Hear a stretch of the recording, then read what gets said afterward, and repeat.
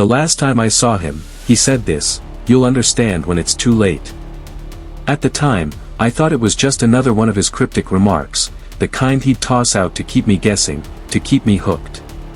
But now, years later, those words echo in my skull like a gunshot in an empty room. I should have known. I should have seen it coming. But let me start at the beginning. I met Daniel Graves in the fall of 2012, back when I was still naive enough to believe that people were exactly who they claimed to be. He was the kind of man who walked into a room and owned it without saying a word, tall, sharp-eyed, with a smile that never quite reached his eyes. He was a lawyer, or so he said. A fixer, the kind of guy who made problems disappear for the right price. We crossed paths at a bar in Chicago, one of those dimly lit places where people go to forget or to be forgotten. I was there for the former. My life had been a series of near misses and almost wins, the kind of existence that leaves you perpetually one step behind where you think you should be.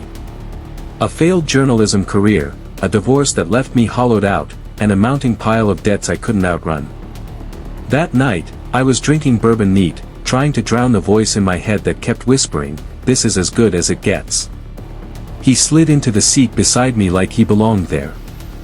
"You look like a man with a story," he said, his voice smooth, whiskey warm, but with an edge, like a blade wrapped in silk. I laughed, bitter and tired. "And you look like a man who sells stories." His grin widened, revealing teeth that were just a little too white, a little too perfect. "Maybe I do. Maybe I buy them too. Depends on the price." That was how it started. A drink. A conversation. A deal. Daniel wasn't just a lawyer. He was a puppet master, the kind of man who pulled strings in the shadows while the rest of us danced on his stage.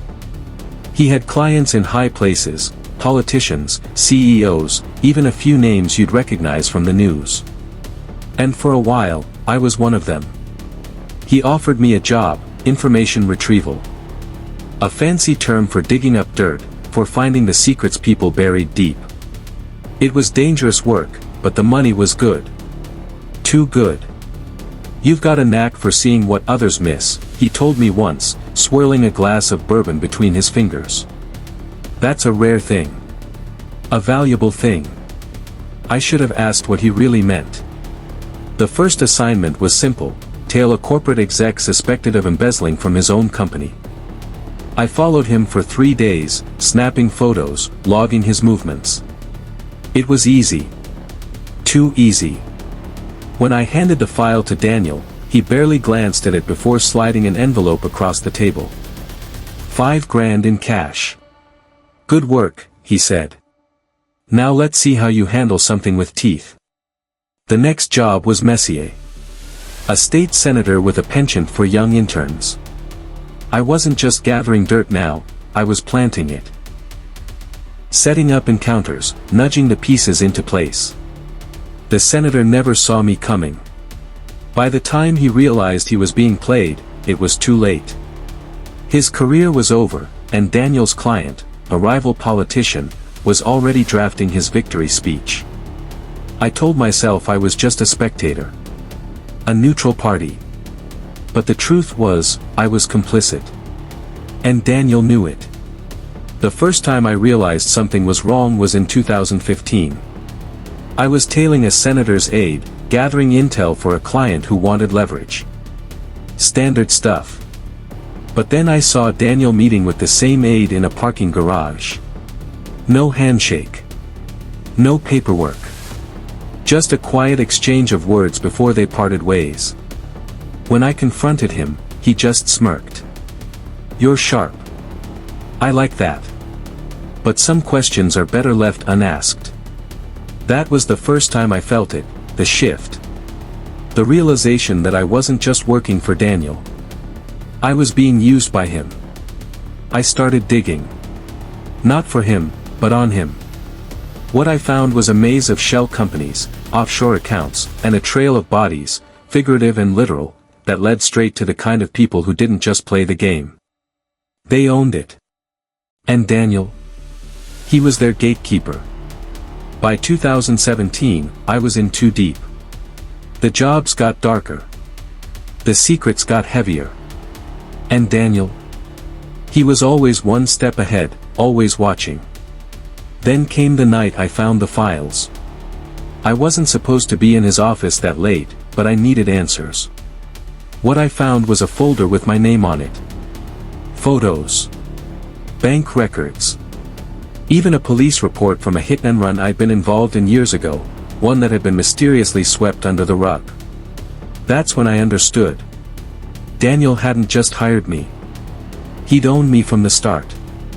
I confronted him on a rainy October night, the kind where the sky feels like it's pressing down on you.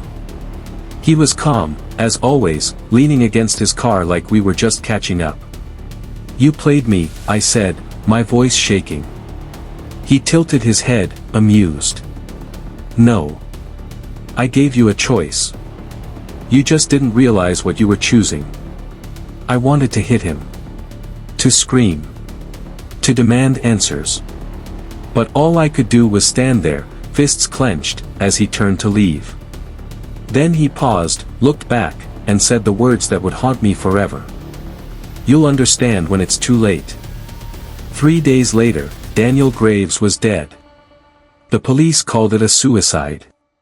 A single gunshot to the head, no note. But I knew better.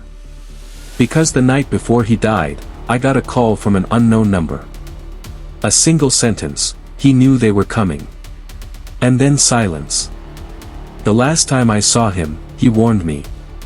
And now, years later, I finally understand. Daniel wasn't just a fixer. He was a shield, for them. The powerful. The untouchable. And when he realized they were turning on him, he made sure I was the one left holding the bag. But here's the thing about secrets, they don't stay buried forever. And the people who think they control the game? They're just players too.